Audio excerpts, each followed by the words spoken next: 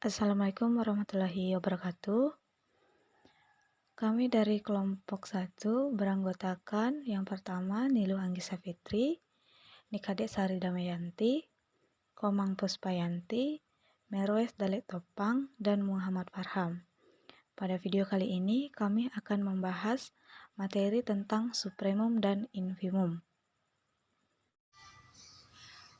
Baiklah, saya Nika Desari Damayanti dengan NIM 191402020 akan menjelaskan definisi 2.6 supremum dan definisi 2.7 infimum.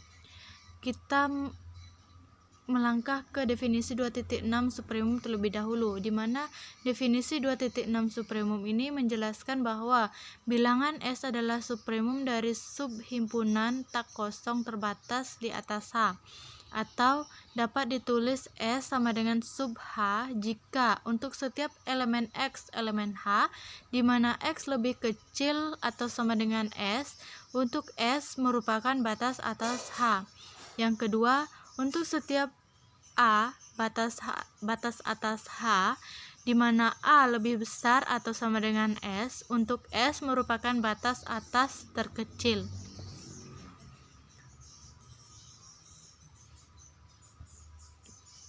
Selanjutnya definisi 2.7 infimum.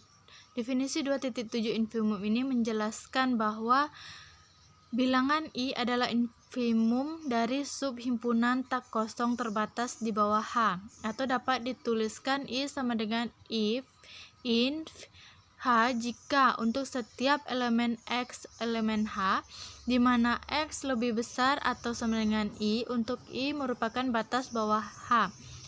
Yang kedua, untuk setiap B batas bawah H di mana B lebih kecil atau sama dengan I, untuk I merupakan batas bawah terbesar. Nah, itulah definisi 2.6 dan 2.7 yang saya bawakan. Selanjutnya saya persilahkan kepada pemateri berikutnya.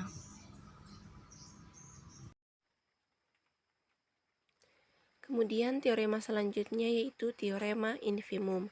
Nah, di teorema infimum ini mengatakan bahwa misalkan H adalah subhimpunan tak kosong dari R yang terbatas di bawah, maka I sama dengan infimum H jika yang pertama, untuk setiap X adalah elemen dari H dikali X lebih dari atau sama dengan I. Yang kedua, untuk setiap J kurang dari I, ada satu X adalah elemen dari H dan X kurang dari J adalah elemen dari H. Nah, itu untuk bunyi teorema infimum. Nah, selanjutnya kita masuk di contoh soal. Di contoh 2.8 diberikan contoh seperti ini. Supremum dari A sama dengan 1 per N dikali N adalah elemen dari N kapital adalah 1. Mengapa? Karena yang pertama, untuk setiap A kecil adalah elemen dari A kapital, di mana A sama dengan 1 per NA kurang dari atau sama dengan 1, sehingga 1 adalah batas atas dari A kecil.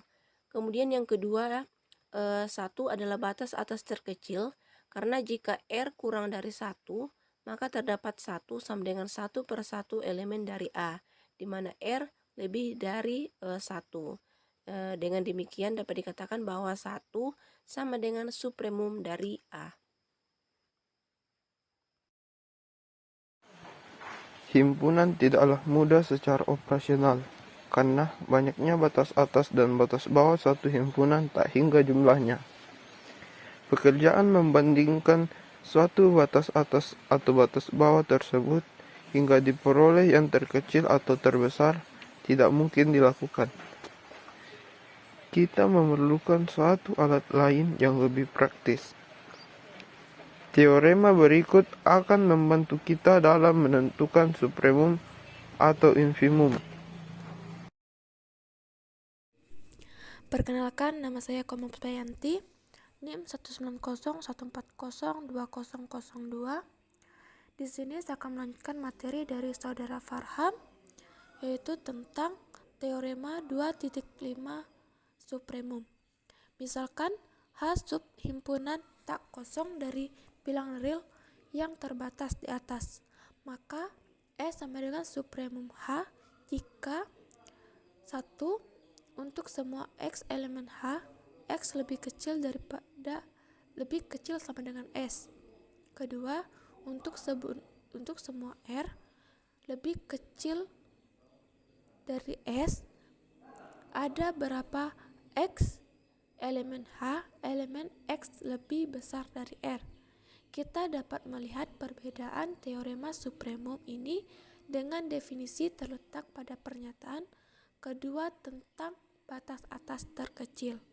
Tetapi, sebenarnya pernyataan pada definisi ekuivalen secara logika dengan pernyataan pada teorema karena merupakan kontraposisinya. A. Batas atas H implikasi A lebih besar sama dengan S.